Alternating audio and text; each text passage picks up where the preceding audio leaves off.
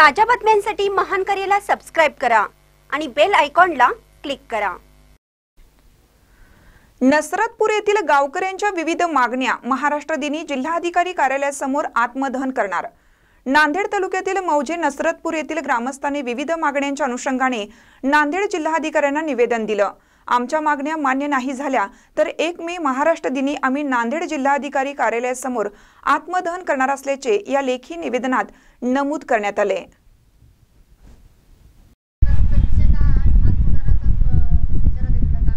विषय आमचा असा आहे, मी गजानन माधवराव सरोदे राहणार नसरतपूर।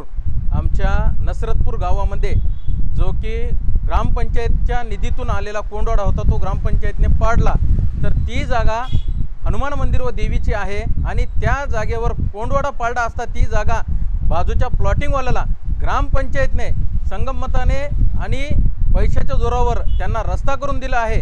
तर आमची मागणी एवढीच आहे, आम्ही 6 महिन्यापासून जिल्हाधिकारी कार्यालय, BDO, तहसीलदार साहेब यांना वारंवार निवेदन देऊन त्यांना एवढीच विनंती करत आहोत की बाबा जी जागा आमच्या हनुमान मंदिराची आहे, जी जागा देवाची आहे, त्या जागेवर आम्हाला देवाचे जे काही हनुमान मंदिराचे साहित्य ठेवण्यासाठी त्या ठिकाणी काहीतरी शेड किंवा रूम उपलब्ध करून द्यावी ग्रामपंचायतने। त्यासाठी आम्ही वारंवार तहसीलदार साहेब, कलेक्टर साहेब यांना निवेदन दिले होते आणि एवढं करून देखील आम्ही 6 महिन्यापासून निवेदन देऊन देखील कुठलाच कर्मचारी अधिकारी याची दखल घेत नाही।